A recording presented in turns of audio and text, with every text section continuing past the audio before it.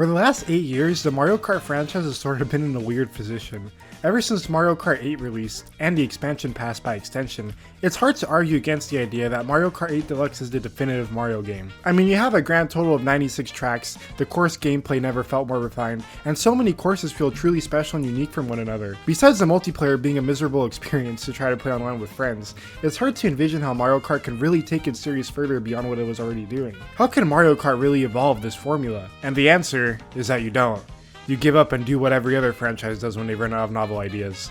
You go bigger. And I would never claim that going open world is necessarily a bad thing. It can completely change the way you played an already long established formula just by the sheer variety of new options you have on how to engage with that formula. An open world isn't always a sign of dwindling creativity, but can instead be an avenue for that creativity to be pushed onto players so that they can create their own way to play the game. In Mario Kart World, however, the open world doesn't revolutionize the gameplay, and it also happens to add almost nothing to the gameplay experience.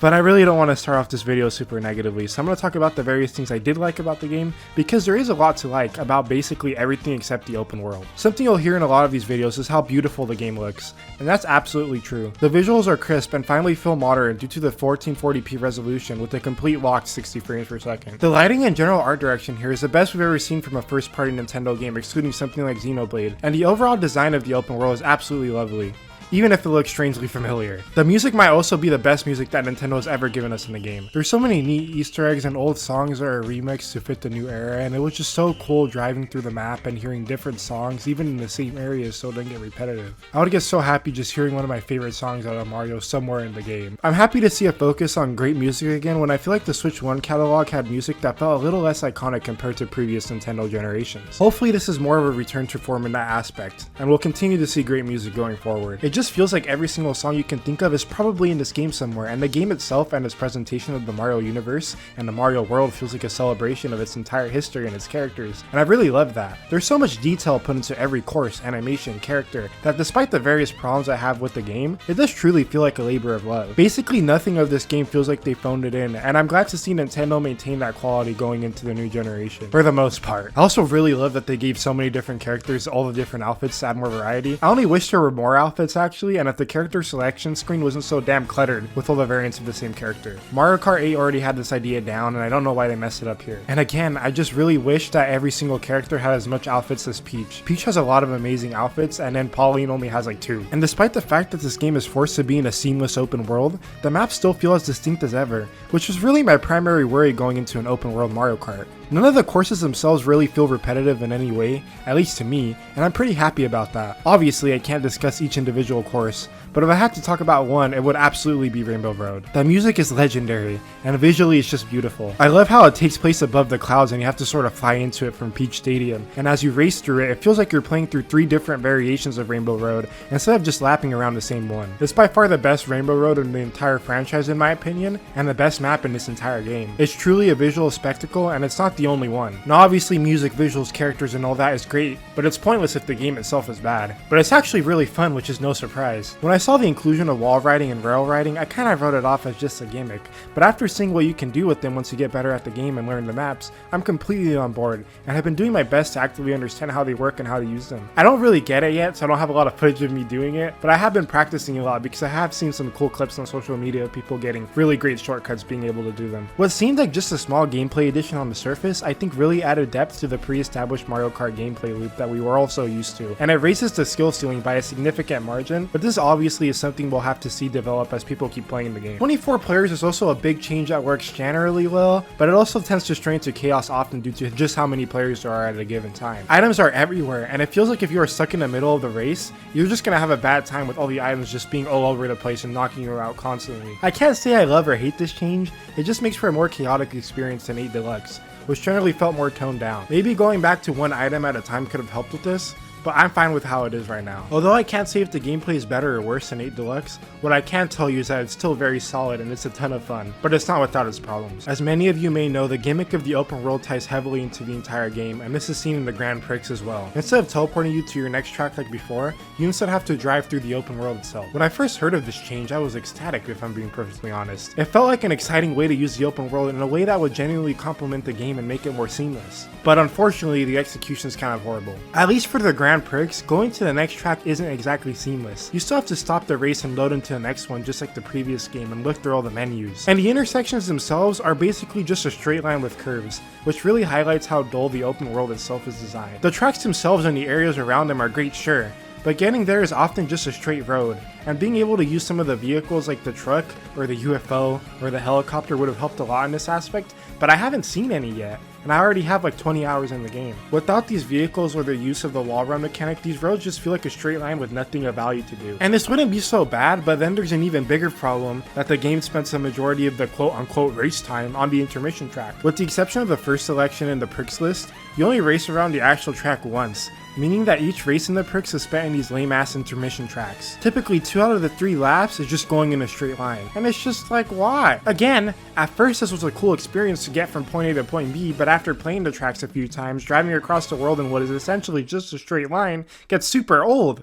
Especially because, again, it's not even seamless anyway, so there's no point. You ultimately spend more time driving across these boring intersections than you do playing the actual fun and exciting maps. And the only mode that this benefits is the new Knockout Tour, which is the greatest thing they have ever added to Mario Kart. It's essentially a mode where you drive through the map in a completely seamless long race, and anyone who doesn't get a certain placement by the end of the lap gets removed from the race entirely, until the last 4 people fight for first place. Like I said earlier, this is genuinely the greatest addition to the entire game. Getting to race throughout the entire world is what I expected and wanted from the open world, and I was super happy to see it in some form, and it even gives some justification for the open world existing. Having to fight to maintain your place through an elongated race is exactly the type of mode this series needed in order to feel fresh again, and I'll definitely be playing it a ton online. I know it just sounds like a simple idea that I'm kinda glazing, but in practice it's a super addictive and genius idea that's just super fun to play.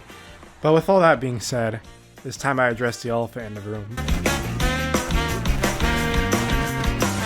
Despite that long preamble about open worlds at the start of the video, I'm not kidding when I say the open world present in Mario Kart World is about as empty and pointless as a goddamn Ubisoft game. The only meaningful objective on the entire massive map are these little piece switches that have little mini games, and while some of them are decently fun, none of the ones I've done do anything substantial, and the only reward you get is a stupid badge. Not only do you not get something cool like getting a new character from doing them, you can't even tell how many you've done because the starry excuse from the map doesn't let you track which ones you've done and where they are, or where the ones you haven't done are, and so if you want to do them for completionist sake, you can't even track the ones you are, and everything's a pain in the ass because this map sucks. I am gonna be honest, I only played the open world for about an hour or 2, but I just couldn't force myself to play it any longer. It was making me think less of the game. It's boring and there's nothing to do, but in all honesty, I kind of expected that. When I saw the open world in the trailers, and especially when I saw the P-switches in the Nintendo Today app, I suspected this is what it would be. I was hoping it wouldn't be this, but it's exactly what it is. Just P-switches in random areas without thought, with any meaning or impact to the gameplay experience. And I wasn't gonna harp on this for too long, because in my brain I thought to myself, how the hell do you even make an open world racing game fun if all you can do is race? You're a car. You have no range of motion. But then I realized that Xbox has already done it before with Forza Horizon, and getting BN by Xbox in anything should be an embarrassment. The only saving grace would have been if you had the ability to run around with your friends, do the P-switches, or maybe see random players doing their own P-switches in the world, like Forza, while you did these objectives, but Nintendo still cannot figure out how to do fucking multiplayer in the year 2025, when their console reveal spent 10 minutes talking about how to play with your friends. You can't do P-switches in the open world event with friends, you can't do anything meaningful with your friends, all you can do is fucking drive around aimlessly and stare at the sun. It's like, are we serious right now? And you guys remember Knockout Tour? That cool mode that is the only good thing about this idiotic fucking design choice? You can't play that online with friends either. If you try to join them while they're online, it tells you, sorry, you can't join the Knockout Tour. Please play a private game against AI. We are in the year 2025. Why can't I invite my friend to my game and play with him in an online match? Why do I have to play against bots? What are we doing? The original Xbox had more advanced gameplay compatibilities than this 2025 $450 console, which again, they spent like 10 minutes talking about their great online service and the game chat. And the game chat is the most bare bones shit I've ever seen, but that's a discussion for another video. So the more you play this online system, the more you begin to realize this isn't an improvement over Mario Kart 8 at all. And did I mention that all this amazing technological innovation is $80? The fact that we still don't have basic online play features that have been commonplace on other consoles for the past 20 years is ludicrous. It's an $80 game. Mario Kart World is so expansive and amazing, guys. Don't you love driving around an empty world and doing nothing? We have to charge $80 because there is just so much content meaninglessly pasted around the map 500 times. No other studio has ever done this before, and we here at Nintendo are true innovators, copying Ubisoft. And as an individual, I can't really say that I'm legitimately super upset about the open world to the point that it ruins the game for me or I can't enjoy it. It's just the fact that Nintendo marketed it so hard, used it to justify its pricing, and then put out another subpar open world in an already long list at a premium price? Again, does it personally affect my enjoyment? Not really. I never planned to dump a lot of hours into it even if it was amazing. But for this price point and the fact that the game just has less content than Mario Kart 8 track-wise, it should have been better. And missing basic features is inexcusable. I mean, I say I wouldn't have put a lot of time into open world, but I went into it wanting it to be good. I went into it with an open mind, but it ended up being exactly what I expected. And what's worse is that it bleeds into the Grand Prix with those long and boring transitions. If I could ignore the open world's emptiness by just playing the traditional modes, I wouldn't really care, but you can't ignore it because it's forced upon you. There's just so many bizarre or lazy design decisions in this game that don't really make sense. I say they didn't phone it in, but when I look at stuff like the multiplayer or the open world, it does feel that way. A common talking point in these videos about Mario Kart World, or even online discords in general, is if Mario Kart World is worth $80. That's the big question everyone's always asking. This might be a controversial take, but to me, asking if a game is worth X amount of dollars is kind of a pointless discussion to have in any depth, because how much something is worth to someone depends on that person. Baldur's Gate 3 objectively has a ton of content, amazing visuals, an amazing story, and will probably go down as one of the greatest games ever, but costs less than Doom: The Dark Ages, which has way less content than Baldur's Gate 3. Another example from Nintendo, Metroid Prime Remastered being one of the greatest visual remakes we have ever seen from Nintendo and just in general, but it costs less than Luigi's Mansion 2 HD, which is by all accounts just a basic upscale.